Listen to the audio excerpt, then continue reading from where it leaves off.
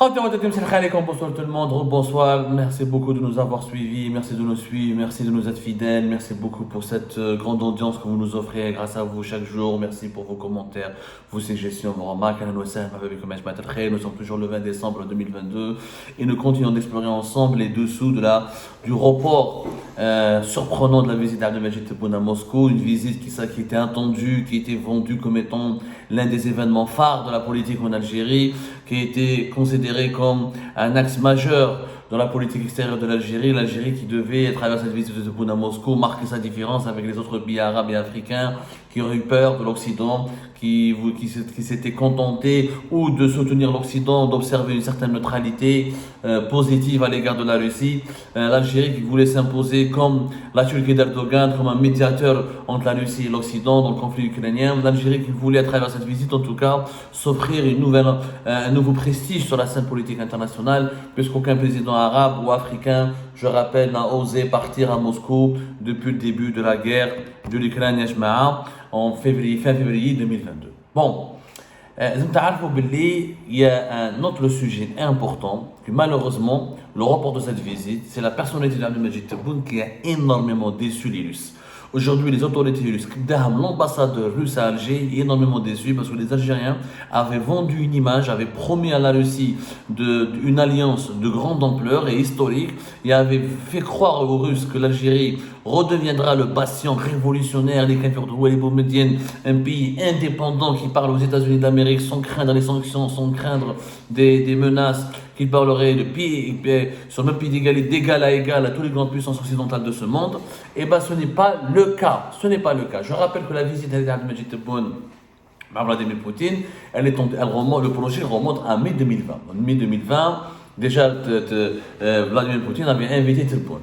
Même la Russie avait renouvelé cette invitation en juillet 2022, lorsqu'il y a eu un appel téléphonique entre Vladimir Poutine et Abdelmajid Tebboune. Même on a parlé de cette visite en début mai 2022, lorsque le chef de la diplomatie russe, Sergei Lavrov, a visité Alger pour rencontrer l'Amamra et Abdelmajid Tebboune. Donc, durant tout ce temps-là, où on parle de cette visite, c'est pour dire que c'est une visite importante qui finit par ne pas avoir lieu.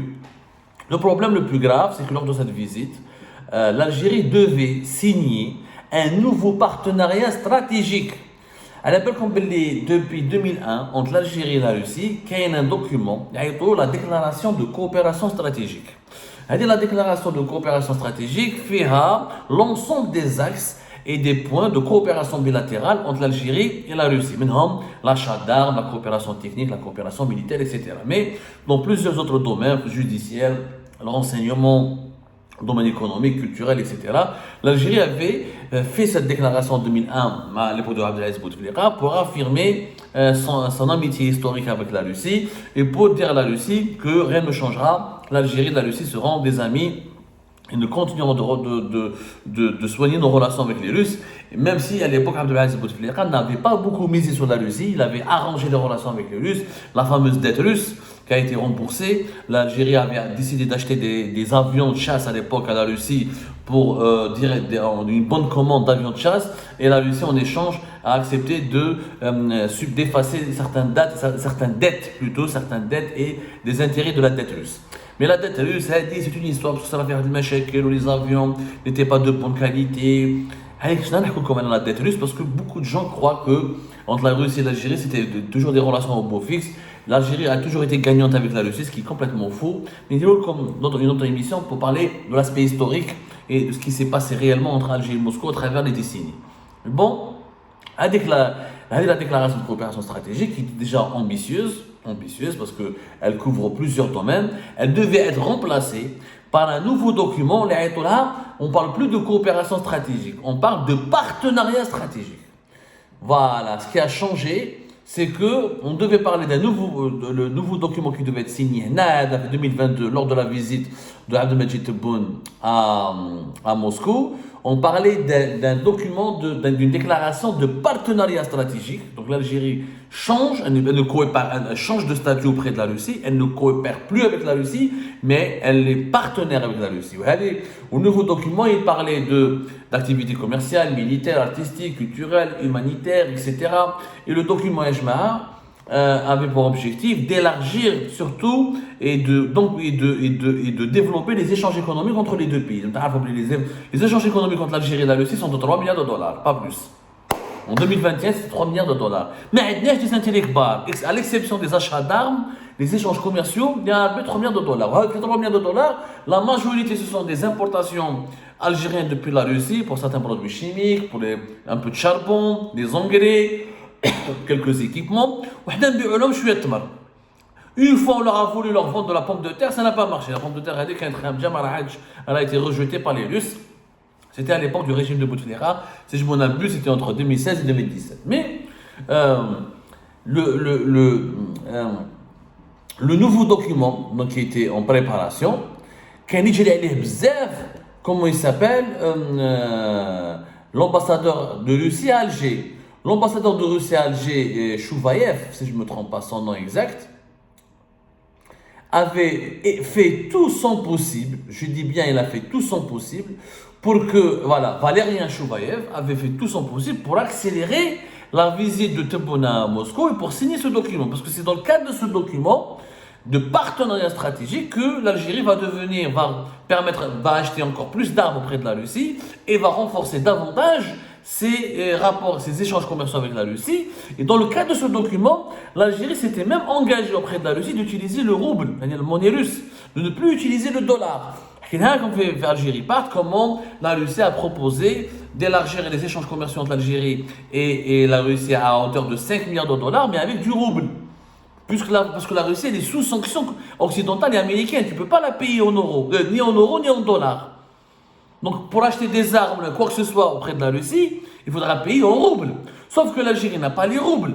Donc la Russie a voulu faire un document de partenariat stratégique avec Poutine, entre Poutine et Tebboune, pour permettre à l'Algérie, pour faire un prêt, pour avancer une somme importante en dollars à l'Algérie, mais en lui donnant aussi l'équivalent en roubles. Et en échange, le rouble Hadak, l'Algérie va l'utiliser pour financer ses importations depuis la Russie. Il y avait même dans ce deal, rappelez-vous, on a fait une émission à Jma'a. Ce qu'on a dit, c'est des sujets très importants. L'utilisation du dollar par l'Algérie, la dédollarisation de l'économie mondiale, les échanges économiques mondiaux et commerciaux mondiaux, c'est un sujet qui explique en ce moment l'intensité de la guerre entre la Russie, la Chine et les États-Unis d'Amérique et la course au leadership. Les États-Unis d'Amérique font tout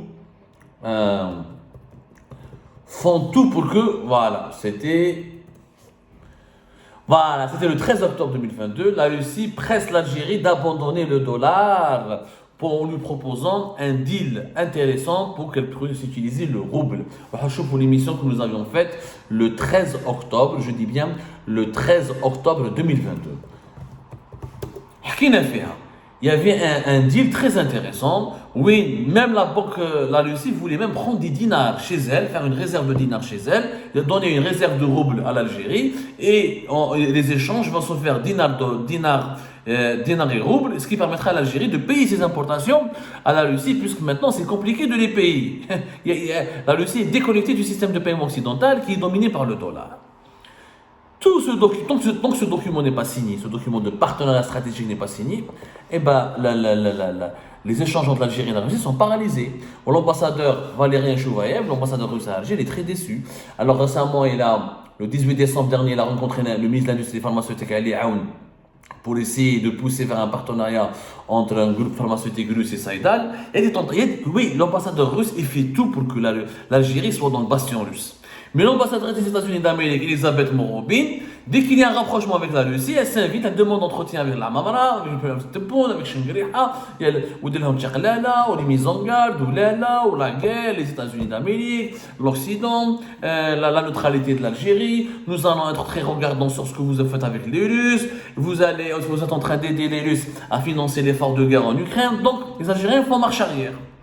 Du coup, les Russes ont compris que la fameuse image d'une Algérie anti-impérialiste, indépendante, très indépendante, autonome et qui n'a peur de personne, et qui voudrait être la grande amie de la Russie, c'est juste une image qui est fausse et qui n'existe pas dans la réalité. Parce que ni Abdelmadjid Tebboune, ni Shingriha, ni les autres dirigeants algériens n'ont envie d'avoir des problèmes avec les pays occidentaux, notamment avec les pays membres de l'OTAN, notamment avec Washington et les États-Unis d'Amérique.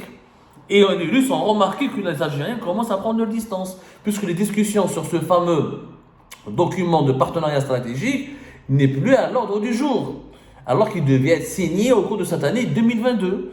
Donc l'Algérie et la Russie est toujours liée par un vieux document qui date de 2001. Beaucoup de promesses qui ont suscité énormément d'espoir à Moscou et finalement l'espoir a laissé de la place à la déception. Parce que Tebboune, encore une fois, il a voulu faire croire que c'était un Houari Boumediene des temps modernes. Et Vladimir Poutine et ses collaborateurs et les autres dirigeants russes ont bien compris que Tebboune n'est pas un Houari Boumediene et que l'Algérie n'est pas dirigée par quelqu'un qui ressemble à un Houari Boumediene.